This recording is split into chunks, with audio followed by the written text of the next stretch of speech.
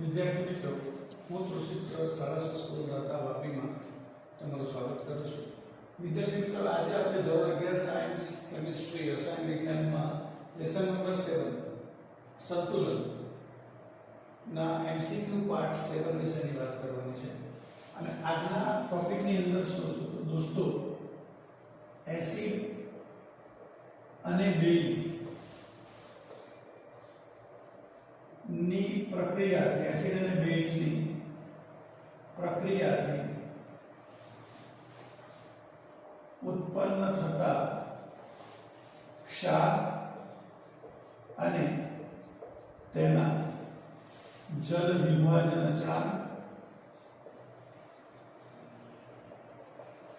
અને pH પરના પ્રશ્નોની ચર્ચા કરવાની છે. હવે દોસ્તો, અહીં આપણે સૌપ્રથમ સમજવાનું જોશું તો આપણે રોબર્ટ બોyle નામનો વૈજ્ઞાનિક કહી હતો શું કે એસિડ અને બેઝની પ્રક્રિયાથી દોસ્તો ક્ષાર અને પાણી મળે છે, અને આ ક્ષારનું જલીય દ્રાવણ કેવું હશે, એસિડિક હશે, બેઝિક હશે, તટસ્થ હશે, તેના વિશેની વાત આપણે આ ટોપિકની અંદર કરવાની છે. તો દોસ્તો, અહીંયા હું લખું છું એસિડ, અહીંયા લખું છું બેઝ, એસિડ વત્તા બેઝ, અહીંયા લખું છું ક્ષારના જલીય દ્રાવણનો ગુણધર્મ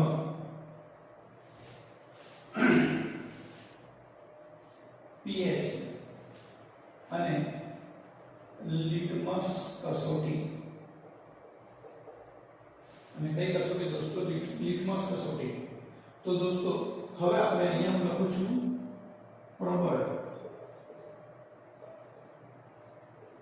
પ્રબળ એસિડ અને પ્રબળ બેઝ. તો યાદ રાખો દોસ્તો, જો બંને પ્રબળ હોય તો એનાથી જે ક્ષાર બને તેનું જલીય દ્રાવણ હંમેશા તટસ્થ હોય. તટસ્થ હોય એટલે pH કેટલી થાય એટલે દોસ્તો 7 થાય.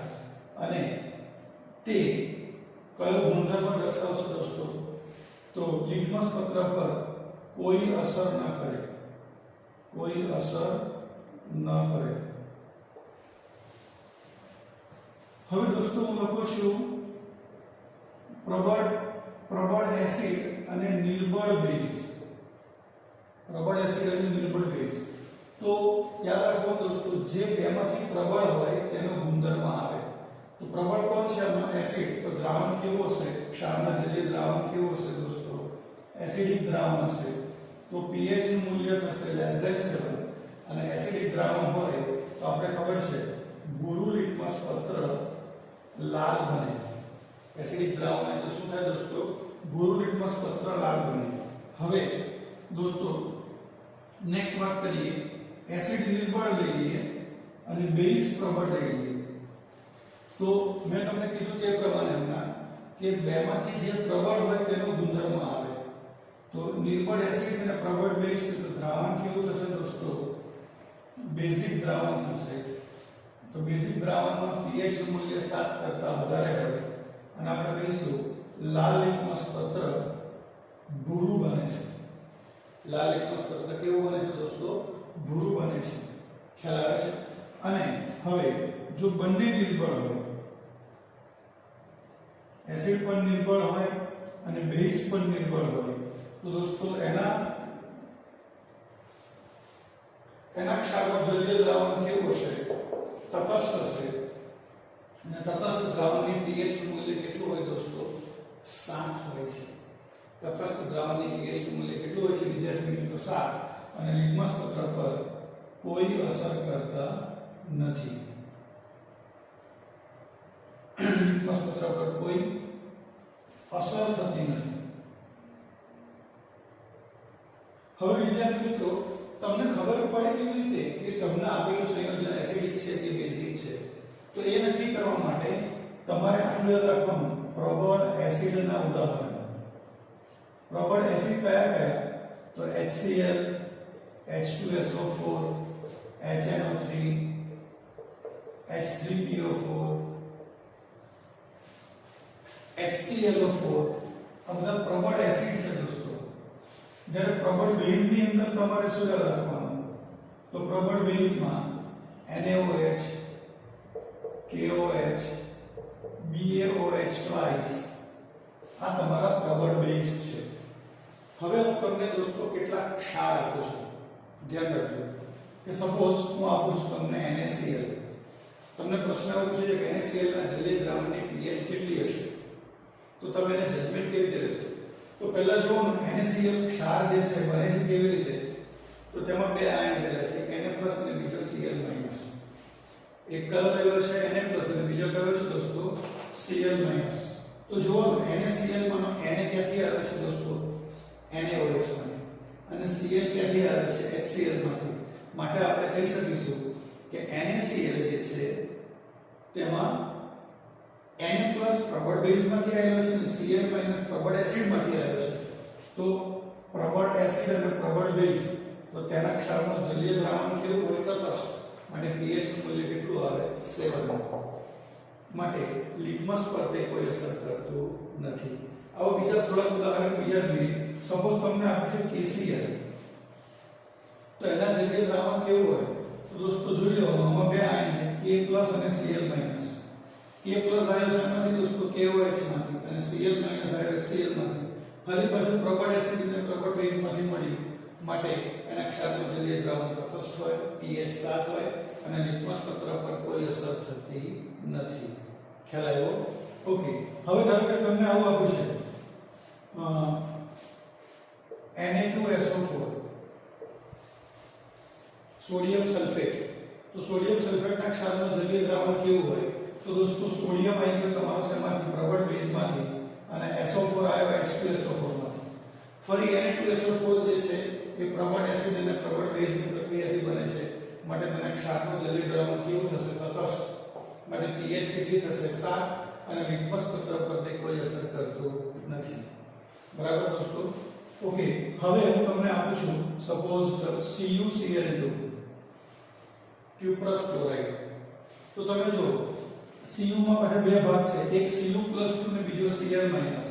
તો Cl આવી ગયો HCl માંથી. Cl ક્યાંથી આવ્યો દોસ્તો? HCl માંથી.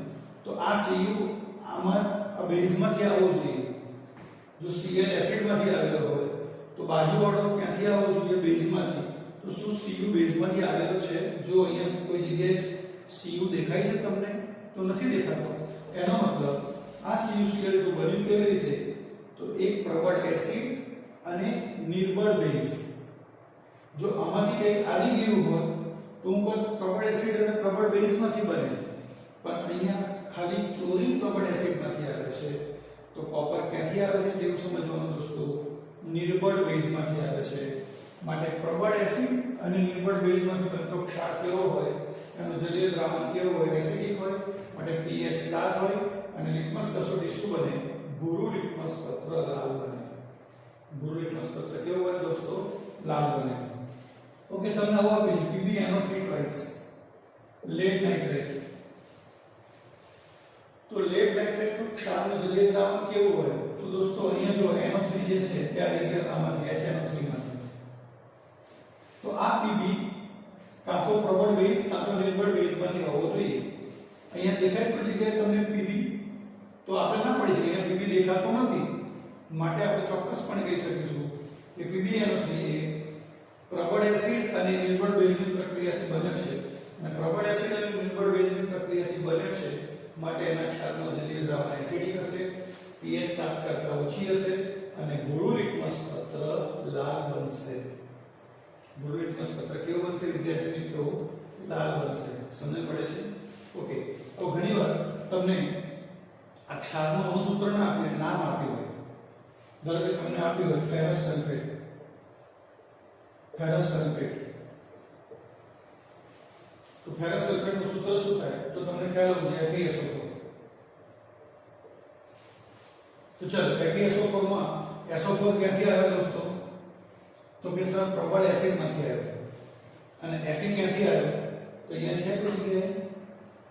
એનો મતલબ કે તે નિર્બળ બેઝ માંથી છે તેવું સમજવું. બરાબર?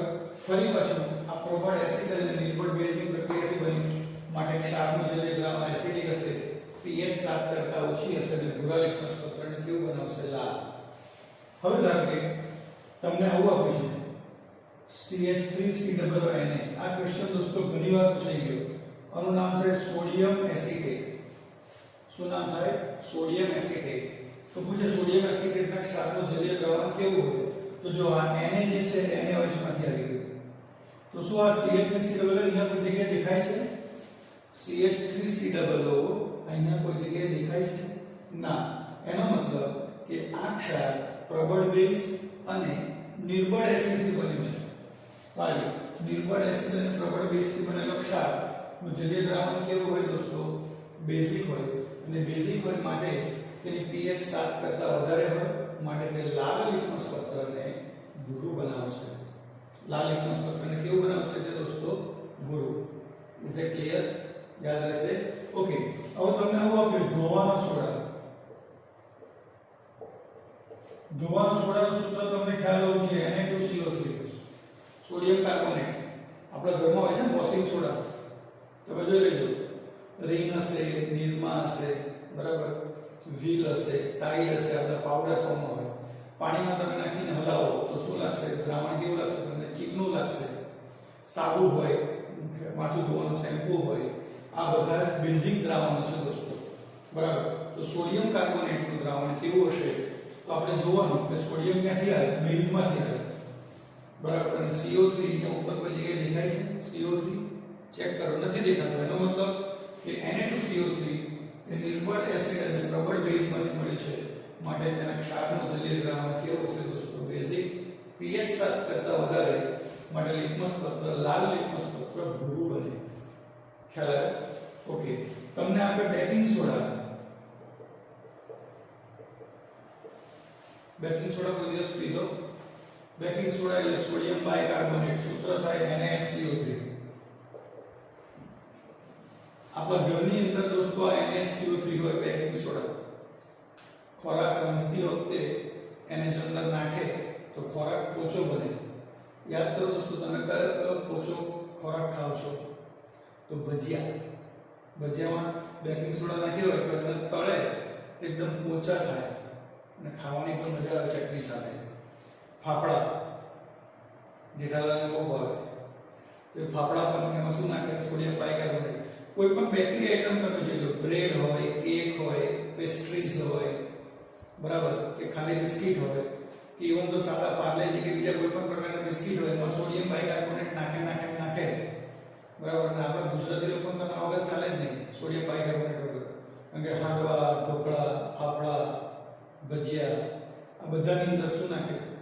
Sodium bicarbonate. એટલે એકદમ પોચા રૂ જેવા બને અને ખાવાની મજા બહુ આવે. સોડિયમ બાયકાર્બોનેટ છે દોસ્તો એ આવે ક્યાંથી? તો સોડિયમ જે છે આવ્યો પ્રબળ બેઝમાંથી અને અહીંયા જો HCO3 છે કોઈ જગ્યાએ નથી. એનો મતલબ કે બેકિંગ સોડા બને છે શેમાંથી? તો પ્રબળ બેઝ અને નિર્બળ એસિડમાંથી મળે છે માટે એનું જલીય દ્રાવણ બેઝિક હશે. pH 7 કરતા કેવી હશે? વધારે. માટે લિટમસ કસોટી કેવી હશે? લાલ લિટમસ પત્ર કેવું બનશે દોસ્તો? ભૂરું બનશે. ઓકે. આ સિવાય બીજા એક્ઝામ્પલ આપણે આ જોઈએ. સપોઝ આવો આપણે CH3COONH2 આનું નામ થાય એમોનિયમ એસિટેટ. શું નામ થાય દોસ્તો? Ammonium acetate. આ એમોનિયમ એસિટેટ કેવી રીતે બને છે તેના વિશેની વાત. તો એમોનિયમ એસિટેટમાં ચલો NH4 આ જગ્યાએ દેખાય છે કોઈ જગ્યાએ? NH4 આ જગ્યાએ દેખાતો નથી. CH3COO ઉપર પ્રબળ એસિડમાં દેખાય છે કોઈ જગ્યાએ નથી. એનો મતલબ એમોનિયમ એસિટેટ એ દોસ્તો નિર્બળ એસિડ અને નિર્બળ બેઝથી બનેલો છે માટે એનું ક્ષારનું જલીય દ્રાવણ કેવું હશે દોસ્તો? તટસ્થ. માટે pH નું મૂલ્ય કેટલું હશે દોસ્તો? 7 અને લિટમસ પત્ર પર કોઈ અસર થતી નથી. એ જ રીતે તમને આવું આપ્યું હોય એમોનિયમ ફોર્મેટ અથવા આવું આપ્યું હોય એલ્યુમિનિયમ એસિટેટ. તો દોસ્તો આ બધા જ જે ક્ષારો છે એ નિર્બળ એસિડ અને નિર્બળ બેઝની પ્રક્રિયાથી બને છે માટે આના ક્ષારનું જલીય દ્રાવણ કેવું હોય છે? તટસ્થ. pH કેટલી હોય? 7 અને લિટમસ કસોટીમાં કોઈ અસર કરતો નથી. તો વિદ્યાર્થી મિત્રો આ જે ટેબલ આપણી સામે તૈયાર થયું આ ટેબલ વ્યવસ્થિત રીતે તમારે તમારી નોટમાં લખવાનું છે. બરાબર. તો પ્રશ્નો બધા તમને આ રીતના પૂછાઈ જાય સીધા જ. બરાબર. ઓકે. આના રિલેટેડ દાખલાઓ કેવી રીતે ગણવાના છે તે MCQ સ્વરૂપમાં કેવી રીતે પૂછાય તેની ચર્ચા આપણે હવે કરીશું. દરેક સૂત્રો હવે એના પછી હું તમને લખાવીશ. આ તમે ટેબલ વ્યવસ્થિત લખી દો. હવે આપણે નેક્સ્ટ ટોપિક તરફ આગળ વધીશું. વિદ્યાર્થી મિત્રો, હવે આપણે નિર્બળ એસિડ અને પ્રબળ બેઝ થી બનતા ક્ષારના જલીય દ્રાવણ માટે જલ વિભાજન અચળાંક, જલ વિભાજન અંશ અને pH ના સૂત્રો કેવી રીતે વપરાય છે તેની નોંધ કરવાની છે. તો જલ વિભાજન અચળાંક જેને આપણે કહીએ છીએ kh બરાબર સૂત્ર છે kW/ka. જલ વિભાજન અંશ જેને આપણે કહીએ છીએ h બરાબર સૂત્ર છે વર્ગમૂળમાં kh ના છેદમાં c. અથવા kh ની કિંમત આપણે જાણીએ છીએ kW/ka અહીંયા મૂકી દો તમે તો સૂત્ર થઈ જાય વર્ગમૂળમાં kW/ka ગુણ્યા c. c ને કહેવાય સાંદ્રતા, ka ને કહેવામાં આવે છે નિર્બળ એસિડ અથવા વિયોજન અચળાંક અને kW ને કહેવામાં આવે છે પાણીનો આયનિક ગુણ્યાકાર જેનું મૂલ્ય છે 1 × 10⁻14 kW નું મૂલ્ય. અને અલગ અલગ નિર્બળ એસિડ માટે ka ના મૂલ્યો 298 કેલ્વિન તાપમાને અલગ અલગ હોય છે. ઓકે, અને હવે તેની pH શોધવાનું સૂત્ર છે pH બરાબર -1/2 log of kW plus log of ka minus log of c. હવે માઈનસ ની અંદર મલ્ટીપ્લાય કરી નાખો તો 1/2 બહાર રહેશે. minus of kW એને આપણે કહીશું pkw, minus of ka એને આપણે કહીશું plus pka અને માઈનસ માઈનસ થઈ ગયા પ્લસ log of c. બરાબર. તો આ સૂત્ર નંબર થયું તમારું બીજું. આ સૂત્ર વાપરો અથવા આ સૂત્ર વાપરો અથવા દોસ્તો ત્રીજું સૂત્ર છે આપણી પાસે. આ pkw નું મૂલ્ય 10⁻7 છે તો સાદું રૂપ આપી દઈએ -14 છે તો એને 2 વડે ભાગીશું તો 7 બહાર આવી જશે. તો 7 + 1/2 pka plus log of c. આ સૂત્ર દ્વારા પણ હું pH ગણી શકું છું. તો દોસ્તો pH ગણવા માટેના આ આપણી પાસે 3 સૂત્રો છે. દાખલામાં જો pOH પૂછ્યું હોય તો જે pH આવે તેને 14 માંથી બાદ કરી નાખો એટલે તમને શું મળી જાય દોસ્તો pOH. Is that clear? આ સૂત્ર કોના માટે છે દોસ્તો? નિર્બળ એસિડ અને પ્રબળ બેઝની પ્રક્રિયાથી બનતા ક્ષાર માટે છે. ઓકે, તો હવે આપણે નેક્સ્ટ સૂત્રની વાત કરીશું જેમાં આવશે પ્રબળ એસિડ અને નિર્બળ બેઝની પ્રક્રિયાથી બનતો ક્ષાર. ઓકે ફ્રેન્ડ્સ, વિદ્યાર્થી મિત્રો, હવે આપણે પ્રબળ એસિડ અને નિર્બળ બેઝ જો મેં સર્કલ કર્યું ચેન્જ કર્યો આગળના સૂત્રમાં પ્રબળ એસિડ અને નિર્બળ બેઝથી બનતા ક્ષારના જલીય દ્રાવણ માટે જલ વિભાજન અચળાંક, જલ વિભાજન અંશ અને pH ના સૂત્રો ગણવાના છે. તો જલ વિભાજન અચળાંક kh કેવી રીતે ગણાય? તો kW/kb. પેલામાં ka હતો, અહીંયા આવશે kb. જે નિર્બળ હોય તેના માટે અચળાંક લખવાનો. આગળ એસિડ નિર્બળ હતો એટલે મેં ka લખ્યું. એને નિર્બળ બેઝ માટે મેં શું લખ્યું દોસ્તો? kb. વિયોજન અંશ h કેવી રીતે ગણાય? તો શું આવશે વર્ગમૂળમાં kh ના છેદમાં c. kh બરાબર સૂત્ર છે kW/kb. આ કિંમત અહીંયા મૂકી દીધી તો kW ના છેદમાં kb * c આવી ગયું. ઓકે, pH કેવી લગાવવાની? તો -1/2 log of kW. જો સુધારો અહીંયા કર્યો -log kb, પેલામાં પ્લસ log of ka હતું, આમાં -log of kb -log of c. આ માઈનસ ની અંદર ગુણી કાઢો તો 1/2 pkw -pkb plus log of c. kw નું મૂલ્ય આપણે જાણીએ છીએ 10⁻14. તો એને આપણે સાદું રૂપ આપીને બહાર કાઢી દઈશું તો 7 - 1/2 pkb plus log of c. આ સૂત્ર દ્વારા હું pH ગણી શકું છું. કોની? પ્રબળ એસિડ અને નિર્બળ બેઝની પ્રક્રિયાથી ઉત્પન્ન થતા ક્ષારની. સમજ પડે છે દોસ્તો? ઓકે, અને હવે આપણે નિર્બળ એસિડ અને નિર્બળ બેઝના ક્ષારની pH કેવી રીતે ગણવાની તેની ચર્ચા કરવાની છે. પણ આ સૂત્રો દોસ્તો તમારે સાથે સાથે લખવાના છે. વિદ્યાર્થી મિત્રો, હવે આપણે નિર્બળ એસિડ અને નિર્બળ બેઝથી બનતા ક્ષારના જલીય દ્રાવણ માટે જલ વિભાજન અચળાંક, જલ વિભાજન અંશ અને pH ના સૂત્રોની ચર્ચા કરવાની છે. તો જલ વિભાજન અચળાંક શોધવા માટેનું સૂત્ર છે kh બરાબર kW ના છેદમાં ka * kb. હવે દોસ્તો જો આગળમાં શું હતું? એકમાં kW ના છેદમાં ka, બીજામાં તો kW ના છેદમાં kb. આમાં આવ્યું ka અને kb બંને. કેમ? કે બંને નિર્બળમાંથી બનેલા છે દોસ્તો. એટલે આવા એક્સપ્રેશન ડાયરેક્ટ તમને પૂછાય તો pH આંખ બંધ કરીને 7 લખી દેવાનું. એમાં કઈ ગણતરી કરવાની જરૂર નથી, ખાલી વિચારવાનું. કે સપોઝ તમને પૂછ્યું હોય કે CH3COO થ્રાઇસ એલ્યુમિનિયમ એસિટેટના ક્ષારનું જલીય દ્રાવણ કેવું 7 લખી દેવાની pH અથવા લિટમસ પત્ર પર કોઈ અસર કરતું નથી અથવા જલીય દ્રાવણ તટસ્થ હોય છે કેમ કારણ કે આ બંને નિર્બળ એસિડ અને નિર્બળ બેઝમાંથી બનેલા હોય છે ઓકે છતાંય સૂત્રો આપણે યાદ રાખવાના કેમ કે કદાચ તમને જળ વિભાજન અચળાંક ગણવાનું કે તો કેવી રીતે ગણવાનું તેના વિશેની વાત કરીએ તો જળ વિભાજન અચળાંક KH KW ના છેદમાં KA * KB જળ વિભાજન અંશ H વર્ગમૂળમાં KH અથવા વર્ગમૂળમાં KW ના છેદમાં KA * KB અને pH ગણવાનું સૂત્ર છે -1/2 log of KW plus log of KA minus of KB और माइनस के अंदर मल्टीप्लाई करेला माइनस log KW છે જેને આપણે કહીએ PKW માઇનસ log KA થાય એને કહીએ આપણે પ્લસ PKA અને અહીંયા થશે પ્લસ log of KB જેને કહેવાય માઇનસ PKB હવે KW નું મૂલ્ય આપણે જાણીએ છીએ શું 10⁻⁻14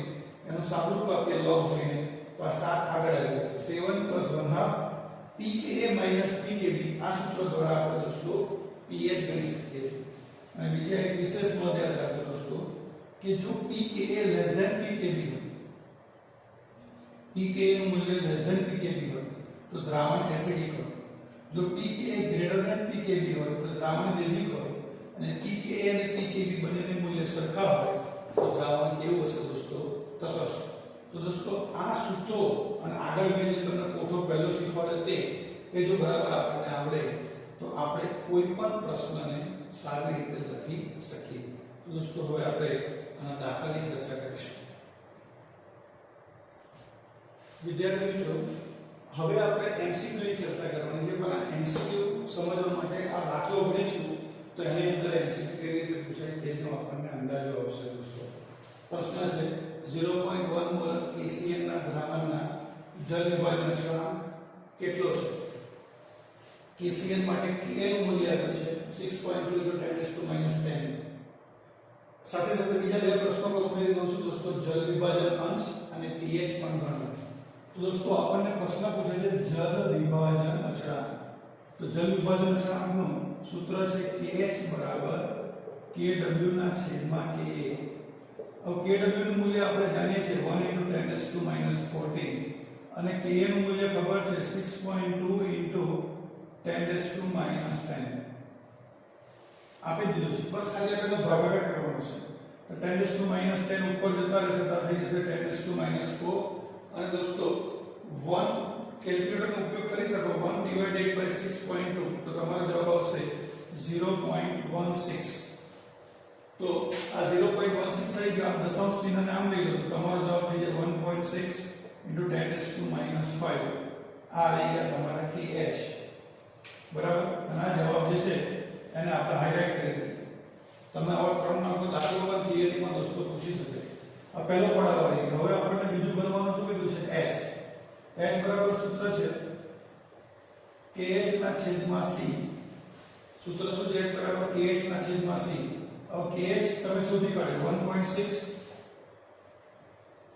× 10⁻⁻5 અને C સામેવાળા કેટલી છે 0.1 આ થઈ જાય 10⁻⁻1 તો આ 10⁻⁻1 ને અહીંયા મલ્ટીપ્લાય કરી નાખો તો આ જવાબ થઈ જાય 1.6 × 10⁻⁴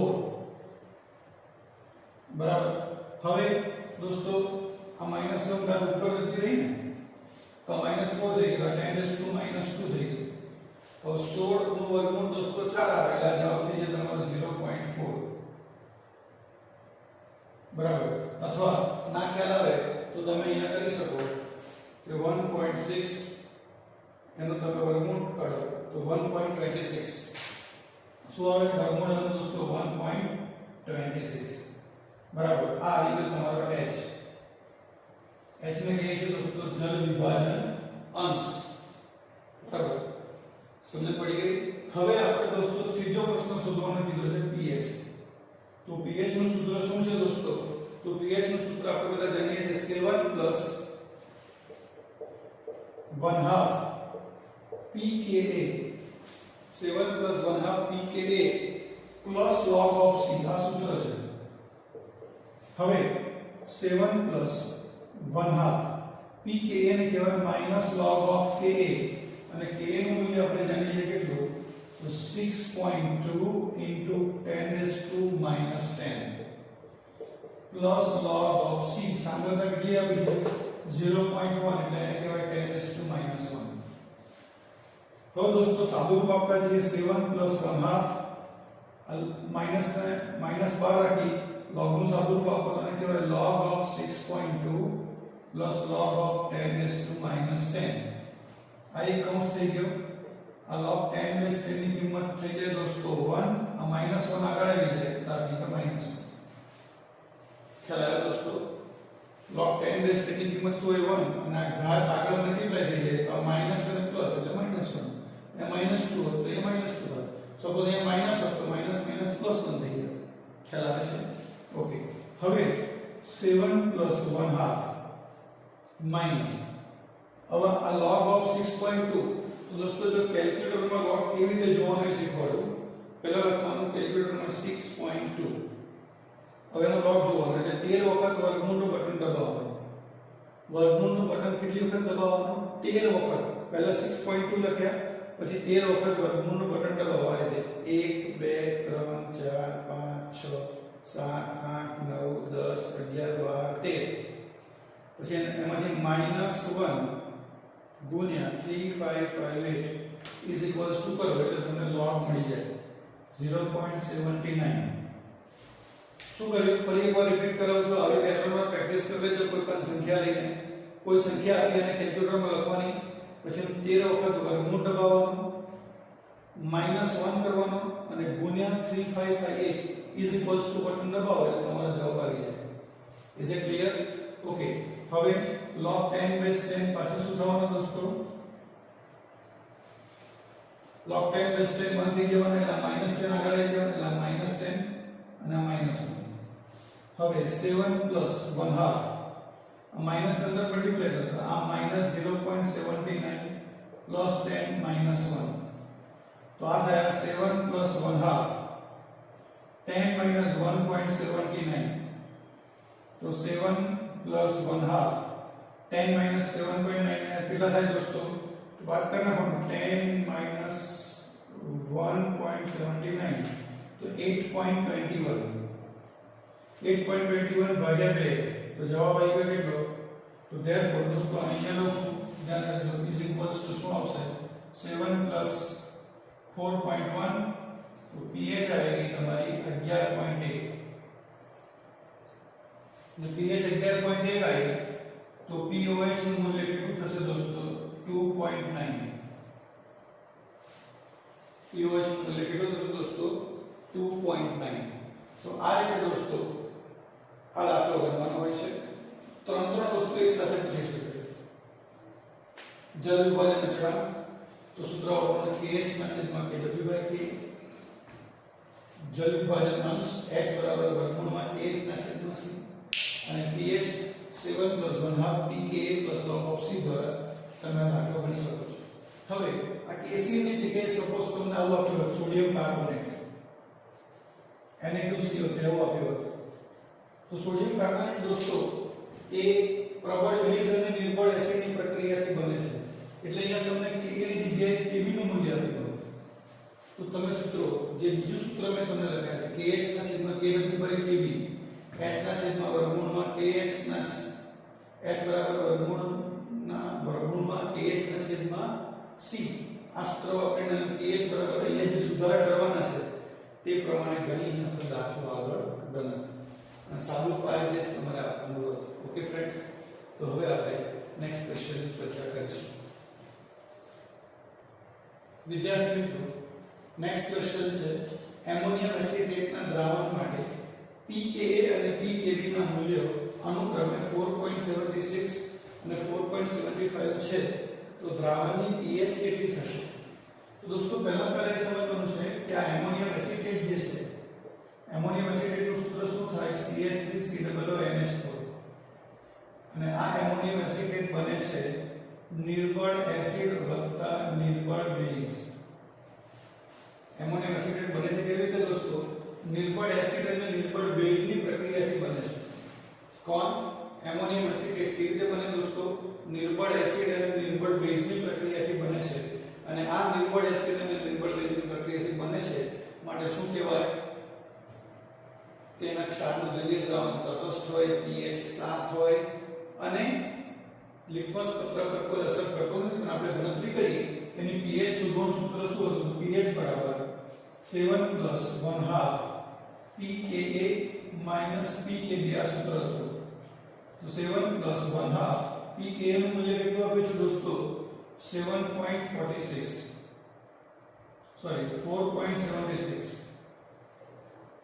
માઈનસ આ મૂલ્ય છે 4.75. તો 7 + 1/2 આ બેની બાદબાકી કરો તો થાય 0.01 અને આને બે વડે ભાગો તો જવાબ આવે 0.005. સાતમાં ઉમેરો જવાબ આવે 7.005. આ આવી ગઈ શું દોસ્તો તમારી pH. તો આન્સર કયો આવશે દોસ્તો? સી આન્સર આવશે. અને આવો ક્વેશ્ચન ઓલરેડી દોસ્તો નીટ જેડબલઈ માં પૂછી ચૂકેલો છે. મારા હિસાબે તમને નિર્બળ એસિડ અને નિર્બળ બેઝ છે તે ખબર કેવી રીતે પડે? તો બંનેના મૂલ્ય આપેલા હોય, pKa પણ આપેલું હોય અને pKb બંને સાથે આપેલું હોય તો તમારે સીધી જ લગભગ જવાબ 7 ની નજીક હોય એ રીતે જજમેન્ટ લઈને પણ તમે દાખલો ગણી શકતા હો છો. Okay friends, thank you very much.